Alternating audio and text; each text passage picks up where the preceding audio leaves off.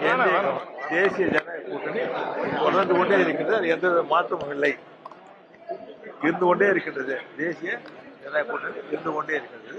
NDA government நடந்து கொண்டிருக்கிறது. அவனை அடிக்கடி சொல்லணும். அதே மாதிரி இந்த தேர்தலும் எங்களுடைய தேசிய ஜனநாயக கூட்டணி அமைத்து தேர்தலை சந்திக்கின்றோம்.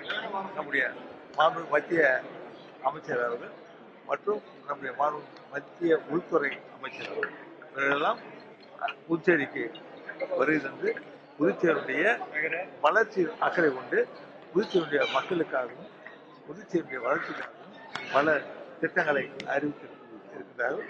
பாரத பிரதமர் அவர்கள் இங்கே வருகை தந்து பல சுமார் 3000 கோடிகளுக்கான திட்டங்கள் அறிவித்து அதனை நடைமுறைப்படுத்துவதற்கு அதையெல்லாம் திட்டங்களை எல்லாம் செயல்படுத்துவதற்கு வாய்ப்பினை அளிக்க வேண்டும். நம்முடைய மறுபடியும் தேசிய வாக்களிக்க வேண்டும், வாய்ப்பினை கொடுக்க வேண்டும் என்று கூறியது அனைவருக்கும் நன்றாக நினைவிருக்கும்.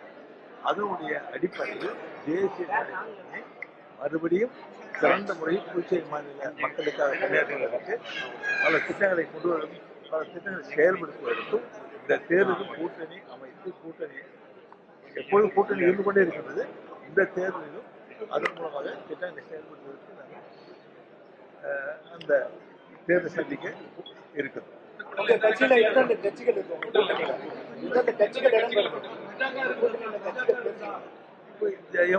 தேசிய ஜனநாயக கூட்டணியில் புதிதாக ஒரு கட்சி இணைந்திருக்கிறது. ஏடிஎம்கே இருக்கிறது. ஏடிஎம்கே புதிதாக ஒரு கட்சி இணைந்திருக்கிறது.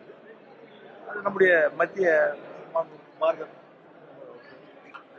உள்துறை அமைச்சர் அந்த கட்சி நம்மோடு வரும்பொழுது இன்னும் பலமாக இருக்கும், நன்றாக இருக்கும், வெற்றி வாய்ப்பு பிரகாசமாக இருக்கும் என்று கூறியிருந்தார்கள். அவங்க அதை அதோடு இணைத்து அந்த தேர்தல் கூட்டத்தை சந்திக்காமல் என்று ஒரு ஆலோசனை அதன் அடிப்படையில் அந்த கட்சியும் இப்பொழுது அந்த கூட்டணி இணைந்திருக்கிறது.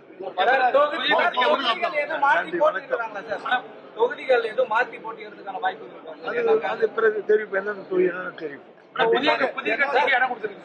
அதாவது இந்த தேசிய கூட்டணியில ஜனநாயக எண்ணிக்கை சொல்ல முடியுமா? ஒரு கட்சியில இவ்வளவு எண்ணிக்கைன்னு சொல்ல முடியுமா? அது சொல்லும் பொழுது விரிவாக சொல்லுவோம். அப்ப சொல்றோம். நன்றி, வணக்கம். தேர்தலை விரைவில் சந்திக்க போறீங்க.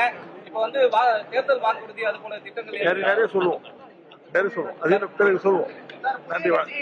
நன்றி, வணக்கம்.